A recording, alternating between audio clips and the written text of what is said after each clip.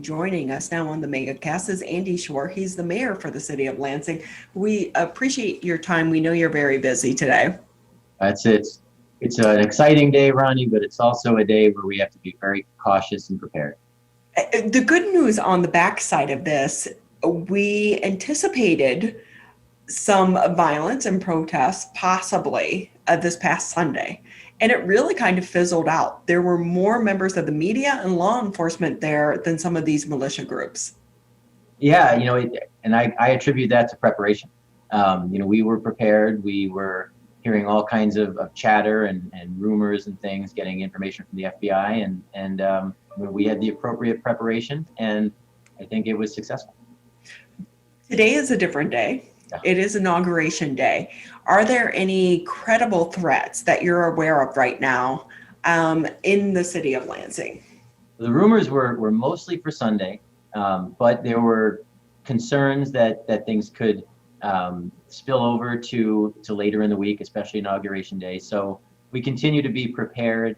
The legislature, they canceled for the week, which I thought was a good move. We still have state police and Lansing police. We don't have Humvees and things like that blocking roads today, but we're still ready in case there are any threats. But they have done a lot of security prep leading up to today, but how long do you think it's going to carry out as well? Well, today for sure.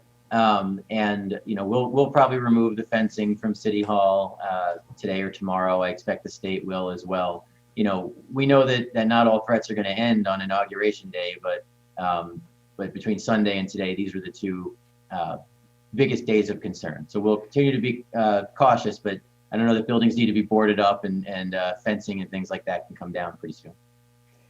Mayor Andy Schor with us here for the city of Lansing. And with that, now I know Michigan State Police, they have a very heavy presence there at the nation's capital. What about the Michigan National Guard? Have they been called in during this time? Yeah, we asked for the Guard for Sunday and just to be on ready alert today. So again, on Sunday, when you came downtown, you saw Michigan National Guard, you saw equipment and vehicles, you saw state police patrols. So yeah, I requested that from the governor, and she agreed, and it was pretty successful. And again, they're still ready and active today. It's just not the same kind of outward show of force. And that is one of the things about security. You can't always talk about the specific details because you don't want to give away things to the public. But how tuned in are you as the mayor for the city of Lansing to some of the threats and some of the security protocols that are going on right now in your city? I'm pretty tuned in. I leave the expert policing to our police chief and to our police force creating the plan, doing the briefings and adopting the appropriate measures, but he keeps me in the loop. We speak often. I've already been in police command today. I spent hours in police command on Sunday. So, I'm there making sure that I understand what's going on. But in terms of the specific mechanics, I leave that to the policing experts. But I am very plugged in, especially with any of the activities we have to do, where kind of the force and things like that. I'm very plugged in. Yeah, because on the backside of this, when you have additional law enforcement officers on the payroll, that costs money. How concerned are you about the budget? Because we are also in the middle of a pandemic and tax revenue is going to be down. So, I know that the Biden administration is promising money coming to some of our local governments, which we really haven't seen before in the past. So is the budget a big concern for you as well? Tremendous concern for me. We are seeing, reduced revenues last year. Just in 3 months, when COVID hit between March and May, we proposed our budget in March. In May, we had to reduce it by $12.5 million. And the city of Lansing has about $145 million budget. So that was a big hit for us. And we're expecting revenues to stay down. We're an income tax city, just like Detroit, Grand Rapids, Flint. So when people are working remotely and when they're not working, it affects our income tax. Our property taxes have been mostly stable, which is nice. But I'm certainly concerned about the budget. So when you ask about kind of costs for all of this, certainly we have overtime, we have some equipment costs. The state is taking on the National Guard costs. Our Congresswoman, Alyssa Slotkin, was here on Sunday, and she's working with us for Homeland Security dollars. We're talking to the governor. So we'd like to see some dollars from the state and feds because we are the capital city and we're taking this on for the state.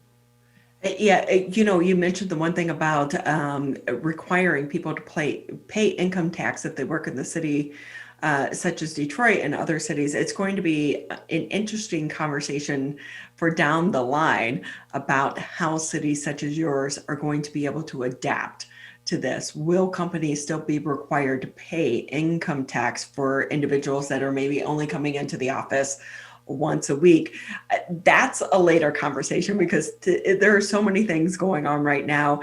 But I would like your insight or your perspective, because you did serve in the House and you have gone into the Capitol. And when we saw what has been unfolding in the nation, or in our state capitol, and the threats against the governor, but also the issue of guns and open carry in the Capitol. That's been playing out in Michigan, in my opinion, for well over the last couple of years. And it just hit the nation's capital. And now everyone is starting to pay attention. When you saw what happened in DC on January 6th, what were your initial thoughts? Did you think that could have been us here in Michigan?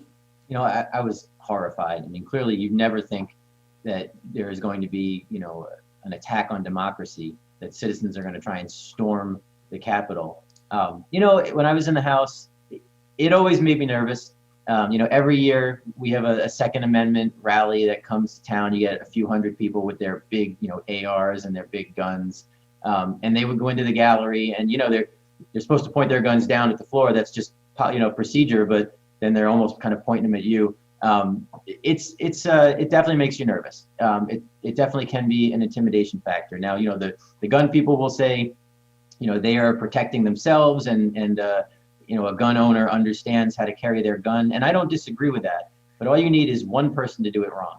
One person to make a mistake, one person to get angered or tense, especially when you're there with the legislature voting on bills that they may or may not agree with. You just need that one person to do it wrong, and then you have tragedy. And then when you saw at the nation's capital where it was more than one person, where the anger overflowed, yeah, it makes you nervous. There's no doubt. Well, and with that in the nation's capital, be due to the very strict gun laws within the nation's capital, no one had a gun on them. And you wonder if things would have turned out different if they did. I will say I'm not here to argue the Second Amendment right. I don't know if you know, I used to be the public information officer for the Bureau of Alcohol, Tobacco, Firearms, and Explosives. So trust me, if you want to talk about politics and law enforcement, I'm a former reporter who went into the federal life, and I was, let's just say I was dumbfounded. I didn't realize the level of politics in law enforcement, but also surrounding the issue of guns. But with that, I know that they did recently issue the mandate that open carry cannot be allowed within the Capitol. However, it can still be allowed outside of the Capitol, which also means on the streets of Lansing, which you are there to be their elected leader. Your thoughts on that? Well, there's nothing we can do about open carry in Michigan. I mean, you are allowed to openly carry a gun. That's been the case for many, many years. When I was in the legislature, I actually put in a bill that would close the open carry loophole, but it didn't go anywhere. And that's the way the legislative process works. But there's really not much we can do. We are cities, as you know, are preempted from passing anything on guns. So whenever a city tries to do something, it's thrown out. It's just not. We are completely preempted. So, do I like the fact there are people walking around openly carrying large guns? I've had them come to my house. People carrying large guns in my neighborhood, at my house, on our streets downtown. No, I don't like it. I think there is an intimidation factor that comes along with that. But, again, even as one of 110 members of the House, I wasn't able to get that changed because the majority didn't agree, and that's the law that we have. I will say with that, and Mr. Mayor, that probably made you not so popular with your neighbors. Yeah, some of them. That's true. I did get a few texts, I'll tell you that. With that, this is Inauguration Day. And I think for so many people, this Inauguration Day definitely is getting the attention much more so than those previously in our past. Of course, we're making history with our vice president. But also, what does this mean for you? You are a Democrat, but coming out of the past 4 years, but also coming out of a pandemic, because these are challenging times. What does today mean for you? Yeah, I'm really excited. I'm excited to see the new start, the new beginning. Joe Biden, he's a moderate Democrat. He's someone that can work on both sides of the aisle. He's already put forward a rescue plan which recognizes the needs of cities, of people. I'm really very excited for the way that he's hitting the ground running. The people have made their decision, and we all have to come together. You talk about the pandemic. That's our common enemy. Our common enemy should be the virus. So I'm excited for his style of leadership. It's very similar to mine. It's cooperative. It's bringing everybody in. It's working together. He's going to have a Democratic Congress, but he still has to work on both sides of the aisle. So I'm really excited. I'm looking forward to him taking that oath of office, to Vice President Harris taking that oath of office, and then she's swearing in some senators. And I'm excited for them to get going. And we look forward to working with the federal government. Our Congresswoman Alyssa Slotkin, our U.S. Senators Gary Peters and Debbie Stabenow are going to have tremendous influence, and that is great for Lansing. It's great for Michigan. So I'm very excited for what's going to come for the next few years. And with that, knowing today, are you kind of holding your breath in a way today, wondering, are we going to have an attack today? Or do you also wonder, are they going to wait until the attention is off of them? And today is the day that the city of Lansing is attacked. Right. Yes and yes. Right. So yeah, we want to nervous about today just because we know there are people who are upset still. We didn't see anything materialize on Sunday, and that's good. We were ready, and we're ready today. And if nothing comes today, yeah, we're kind of on high alert for a while to see what happens. There are those people out there who are just very upset, and we want to make sure that we're keeping everyone safe in Lansing, whether you live here, work here. We want to keep the city safe, property. We want to make sure that no one's destroying our buildings. So we're on alert. Maybe not as high alert as we were on Sunday. Again, we don't have Humvees and things on blocking streets, but we're certainly on alert for that. It's going to continue to be a concern.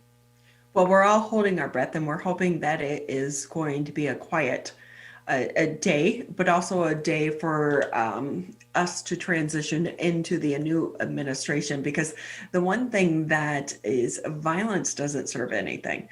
And even like when you attack public buildings, people don't understand. Repairing those come out of our tax dollars. So if anything, if you care about America and you care about the end of, where the buck stops, it stops with us and our taxpayers, and save our tax dollars. We have other things that we need to spend that on. With that, I do want to ask you though, because you are a politician, and with that, can the two sides start to come together and make some type of compromise to get work done? Yeah, I believe so. I've always believed that. Maybe I'm naive, but I've always believed that. When I was in the legislature, I worked very closely on the other side of the aisle. Of course, I was in the minority, but I still thought that was important. I think so. And I think Joe Biden is really the person who can get that done. He spent his career in the Senate working on both sides of the aisle, both in the majority and the minority. As long as people can, at least for some time, put the politics aside, I absolutely think so. When President Obama was there, you heard Leader McConnell say, we're not going to pass anything because we want to win the presidency, things like that. They divide the nation. And then for the last 4 years, clearly President Trump has been someone who has divided the nation. I think Joe Biden is going to be a president that can bring the nation together, just from his history. And I'm very optimistic, and I'm one of those people that would like to see that happen. So can you give us a peek behind the curtains? As someone who has been a politician, we're on the outside and we see the public persona that is displayed to the public. But really, do politicians come behind the curtain, come together behind the curtains to try to work on these issues, and we just don't maybe see it because they have to save face with their political party? A lot of it is relationships. A lot of it is relationships. When I got elected to the House, I met with the committee chairs for the committees that I was on. I met with the Speaker of the House at the time, and I indicated, look, I'm a Democrat and I'm in a Democratic seat. You're not knocking me off. It's a 65% Democratic seat. I want to work with you. There's some times where I'm not going to agree with you, and there's some times when I can work with you. And that worked really well. Again, it was building relationships. It's building trust. My last month in the House, I got a bill passed that would allow for dollars for grocery stores in commercial and downtown and urban areas. And there were 24 Republicans that voted against it. And the only reason that bill came up was because I had a good relationship with the Speaker of the House. I had worked with him on something, and he said, "Okay, I don't support your bill, but I will bring it up." It passed, and now we've got a brand new Meijer store in the downtown Lansing, and they use that incentive. It's relationships, it's trust, it's knowing that we're not always going to agree, but you can agree to disagree sometimes, and you can do it in a respectful manner. And I think that is the most important thing. That's what I did. That's what I think, again, President Biden did when he was in the Senate. I see Gary Peters and Debbie Stabenow doing that. Debbie Stabenow helped to pass the Farm Act. Gary's going to be the Homeland Security Chair. I see Alyssa Slotkin doing that as a moderate Democrat in the House of Representatives. Those are the people that I think really get things done. And with that, before we let you go, because you are in your first term as the mayor, it's been a transition, I would imagine, for you as well. But are you going to be running for re-election? We're going to make that announcement soon. I've got more time as mayor before I'm going to inject the politics into things. So that announcement will be coming pretty soon. We were hoping to get a little bit of news out of you, new news, but we understand. My media here would kill me if I announced that in the Detroit area. So, sorry. Right. It was a good try, though. But, we will have an announcement coming soon. But, we could say, at one time I actually used to work in Lansing. I will say I was horrible. I did weekend weather for Fox 47. I knew nothing about weather. I bought the book Weather for Dummies. It's snowing. It's snowing. That's easy. Walk outdoors, right? So if you ever, I could be your friend. So feel free to share with me. Do you want to run for re-election? We'll have the announcement soon. I love my job. I love serving the people. And, it's been quite a 3 years, 2 years of growth and then 1 year of pretty significant crisis. So it's been unique, but I enjoy it, and it's challenging, and we're getting the job done, growing the city of Lansing. So I hope all of your viewers and listeners will come to Lansing as soon as they can, as soon as they're allowed. Come to Lansing, enjoy the state capitol. Thanks so much. Challenging has probably been the understatement for this past year. But with that, Andy Schor with us. He's the mayor for the city of Lansing. We so appreciate your time. But quickly, before we let you go, anything that maybe I didn't ask that you want to touch on? No, there's lots of things, but right now, the focus is certainly on the inauguration, on safety in our city, and on getting going in this year and being able to grow through the crisis. And I appreciate you having me on, Ronnie, and I'm happy to do it any other time.